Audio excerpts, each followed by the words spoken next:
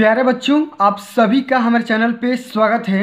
दोस्तों, आज के इस वीडियो के माध्यम से क्लास 12 के बच्चों के लिए भौतिक विज्ञान का 2022 का ओरिजिनल पेपर लेकर आ चुका हूँ।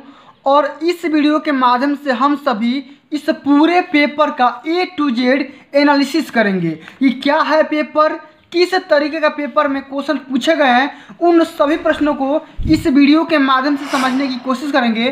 और एक बात मैं आप सभी को बता देना चाहता हूं, 2023 का जो पेपर आने वाला है सेम टू सेम इसी पेपर के पैटर्न पे आप सभी का पेपर पूछेगा। तो आज का वीडियो हमारा सबसे ज़्यादा मोस्ट इंपॉर्टेंट वीडियो है। वीडियो को ध्यान से देखना, वीडियो को एंड तक कंप्लीट देखना, वीडियो को लाइक कर देना। और चैनल पे पहली बार विजिट कर रहे हैं तो चैनल को सब्सक्राइब करके साथ में सारे बेल आइकन प्रेस कर लेना, क्योंकि इस चैनल के माध्यम से ईपी बोर्ड से रिलेटेड हर एक सब्जेक्ट की तैयारी कराई जाती है। तो आइए हम इस वीडियो के माध्यम से इस पूरे पेपर का एनालिसिस करेंगे कि इस पूरे पेपर में किस तरीके के क्वेश्चन पूछे गए हैं जो कि 2023 बोर्ड परीक्षा में भी पूछे जा सकते हैं। तो अधिकांश क्वेश्चन इसी पेपर में से पूछे जाएंगे और इसी तरीके के यहाँ पे और भी पेपर देख सकते हो। तो इस वीडियो के माध्यम से हम इन पेपर के एनालिसिस करेंगे। तो आइए, सबसे पहले मैं आप सभी को बता दे रहा हूँ, ये 2022 का भौतिक विज्ञान का ओरिजिनल पेपर है और पेपर का कोड आप सभी यहाँ पे देख सकते हो कि 346 GF। ठीक, समय आप सभी का सेम टू सेम रहेगा 2023 के पेपर के लिए। 3 घंटा 15 मिनट पूर्णांक आपका सेम रहेगा। 70 नंबर यहाँ पे नोट्स जो भी दिए गए हैं सभी के सभी A to Z same to same यही रहने वाले हैं कि प्रारंभ के 15 मिनट परीक्षार्थियों को प्रश्न पत्र पढ़ने के लिए निर्धारित दिए गए हैं। सभी प्रश्न करना अनिवार्य है। पेपर जो है 5 खंडों में डिवाइड किया गया है, अ, ब, स, द और य में। सबसे जो पहला खंड है अखंड बहुविकल्पी है जो कि 1 नंबर वाला है। ब में अति लघु उत्तरी है, स में अति लघु उत्तरी जो कि फर्स्ट प्रकार का है, द में लघु उत्तरी जो कि सेकंड प्रकार का है। इसी तरीके से आप सभी यहाँ पे दीर्घ उत्तरी क्वेश्चन यानी कि विस्तृत उत्तरी क्वेश्चन को भी देख सकते हैं। आइए, सबसे पहले हम सेक्शन ए यानी खंड अ को कवर करेंगे, समझेंगे किस तरीके के क्वेश्चन पूछे गए हैं। आइए, सबसे जो पहला क्वेश्चन ये है, बहुविकल्पी है। बोला जा रहा है कि श्वेत प्रकाश का प्रिज्म से गुजारने पर किस रंग का प्रकाश का अधिकतम विचलन होता है। 4 ऑप्शन दिए गए हैं, बैगनी, लाल, पीला, हरा। सबसे पहला यहाँ पे ऑप्शन को टिक किया गया है जो कि करेक्ट है। ठीक, अगला जो क्वेश्चन है, बोला जा रहा है कि वैद्युत चुंबकीय तरंगे होती है अनुदैर्ध्य, अनुप्रस्थ, अनुदैर्ध्य और अनुप्रस्थ दोनों, इनमें से कोई नहीं। तो देख सकते हो इसी तरीके क्वेश्चन आप सभी को बोर्ड के पेपर में देखने को मिलेंगे। अगला जो क्वेश्चन है, एक कुंडली के सिरों के बीच 40 वोल्ट का प्रत्यावर्ती वोल्टेज आरोपित करने पर 80 मेगा एम्पियर की धारा प्रवाहित होती है। तो कुंडली की प्रेरण प्रतिघात निकालिए, मान उसका निकालना है। इस यहाँ पे ऑप्शन दिया गया है। अगला जो क्वेश्चन है, 0 केल्विन ताप पर शुद्ध अर्धचालक होता है चालक, प्रतिरोधक, अतिचालक या विद्युत रोधी। यहाँ पे क्या हो जाएगा, विद्युत रोधी हो जाएगा। बिल्कुल सही यहाँ पे टिक किया गया है। अगला जो क्वेश्चन है इसी तरीके का है कि निम्नलिखित कण पर एक ही वेग से गतिमान है तो न्यूनतम डी ब्रॉगली तरंग दैर्ध्य वाला कण है। कौन सा कण होगा, अल्फा होगा कि न्यूट्रॉन होगा कि अल्फा कण होगा कि प्रोटॉन होगा कि न्यूट्रॉन होगा। तो आप सभी यहाँ पे देख सकते हो। तो इस तरीके के बहुविकल्पी मैंने बता दिए। ठीक, अब आप सब यहाँ पे देख सकते हो खंड ब जो कि सेक्शन बी है, पूछा गया है 1-1 नंबर के भी क्वेश्चन कि प्रकाश वैद्युत प्रभाव में देहली तरंग दैर्ध्य से क्या तात्पर्य है। तो देखो, प्रकाश जो है 2 चीज़ों की तरह भांति पर सबसे पहले बिहेव करता है। तो वही बताना है कि प्रकाश जो है देहली तरंग दैर्ध्य से क्या तात्पर्य, ये आप सभी को बताना है, समझाना है। अगला जो क्वेश्चन है, हाइड्रोजन परमाणु के वर्णक्रम में कौन सी श्रेणी परावैंगनी भाग में नहीं होता, ये आप सभी को बताना है। 1 हेनरी अन्योन प्रेरण गुणांक की परिभाषा लिखना है जो कि बहुत ही सिंपल है, आसान है। एक तार को खींचकर दोगुनी लंबाई कर देते हैं तो तार की प्रतिरोधकता पर क्या इफेक्ट पड़ता है, इसके बारे में आप सभी को लिखना है। तो देख सकते हो कि इस तरीके क्वेश्चन आप सभी से पूछे गए हैं 2022 के पेपर में। और 23 के पेपर में भी सेम टू सेम इसी पैटर्न पे आधारित क्वेश्चन पूछे जाएंगे। तो आप सभी इसको पहले ध्यान से देख लो, समझ लो, उसके बाद 23 के लिए तैयारी करते रहना। आइए, अगला जो क्वेश्चन है, 5 सेंटीमीटर लंबे तार को 2 × 10⁻⁴ टेस्ला के चुंबकीय क्षेत्र में रखा जाता है तो 3 मिलीलीटर एम्पियर की धारा तार में प्रवाहित करने पर तार पर अधिकतम कितना बल आरोपित होगा, इसको करना है। ये 1 नंबर का क्वेश्चन है, खाली फार्मूला बेस्ड क्वेश्चन है, आसानी से हो जाएगा। अब आइए अगला जो क्वेश्चन है, परमाणु के रदरफोर्ड मॉडल की मुख्य कमियां क्या है, ये आप सभी को बताना है, तो मैंने बता रखा अपने चैनल पे। अगला जो क्वेश्चन है, हाइगेंस के तरंग सिद्धांत से प्रकाश के परिवर्तन की व्याख्या करिए कि हाइगेंस के तरंग सिद्धांत के अनुसार प्रकाश के परिवर्तन का नियम क्या होता है, आप सभी को उल्लेख करना है। अगला जो क्वेश्चन है कि बैंड अंतराल ऊर्जा के आधार पर चालक, विद्युतरोधी तथा अर्धचालक में क्या क्या अंतर है, आप सभी को अंतर स्पष्ट करना है। 2 नंबर का आता है, बहुत ही सिंपल क्वेश्चन है। अगला जो क्वेश्चन है कि दिए गए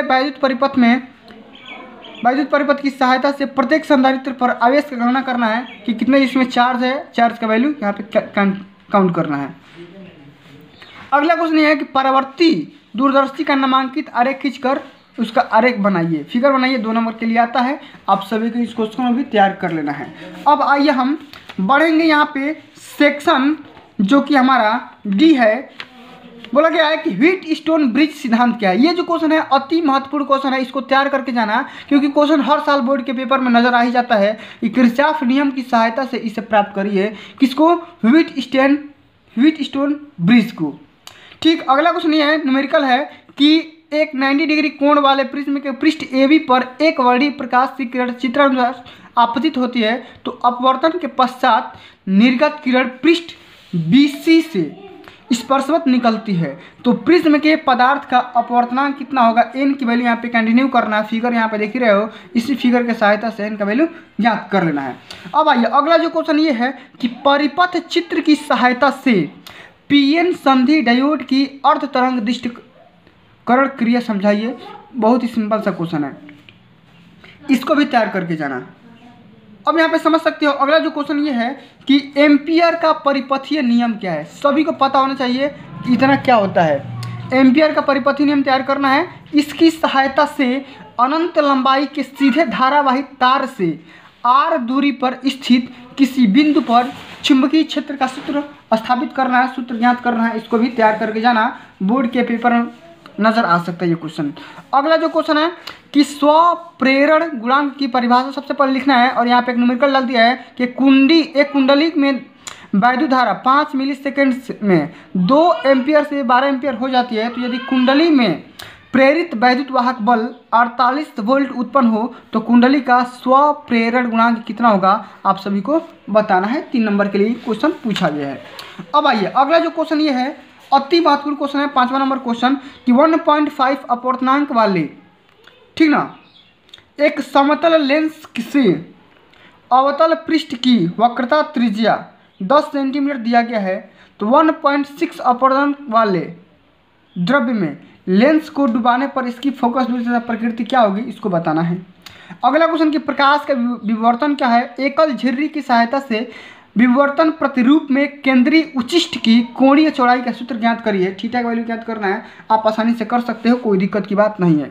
अगला क्वेश्चन कि मुक्त इलेक्ट्रॉनों के अनुगमन वेग से क्या तात्पर्य है।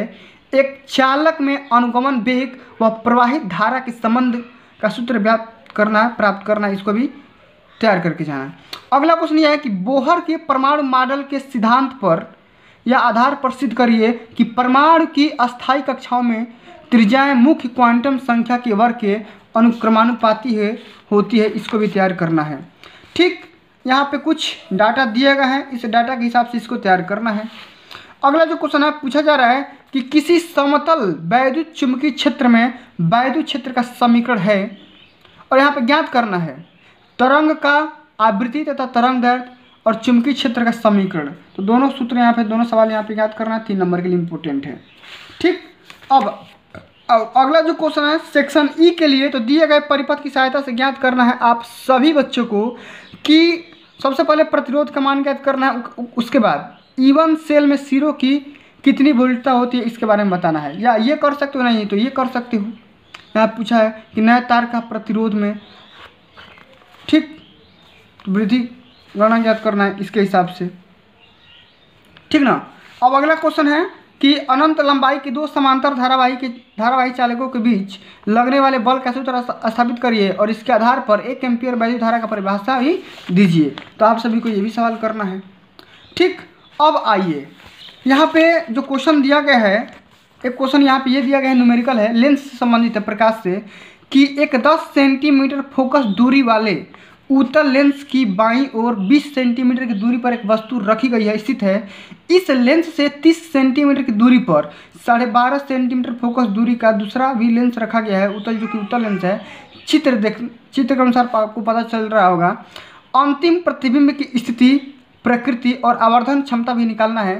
तो 3 सवाल इसमें पूछे गए हैं, तीनों का मान यहाँ पे ज्ञात करना है। या ये कर लो या ये कर लो कि यंग के प्रकाश के व्यतिकरण प्रयोगों में फ्रिंज की चौड़ाई का सूत्र स्थापित करिए। फ्रिंज की चौड़ाई पर क्या इफेक्ट पड़ता है, इसको भी लिखना है, यदि प्रयोगों को जल में रख दिए जाए। तो ये कर लो या ये कर लो, दोनों को नहीं करना है, किसी एक को करना है। ठीक, अब आइए अंतिम नंबर क्वेश्चन को हम डिस्कस करेंगे, जो कि पूछा गया है कि स्थिर वैद्युतिकी का गाउस का नियम बताइए। गाउस का नियम क्या होता है?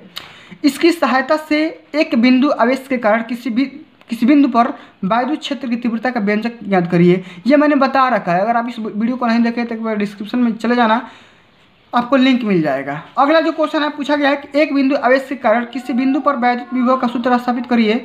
चित्र में प्रदर्शित वर्ग की विभिन्न बिंदुओं पर रखे आवेशों के कारण वर्ग के केंद्र P पर वैद्युत विभव का मान ज्ञात करना है। P पर क्या करना है?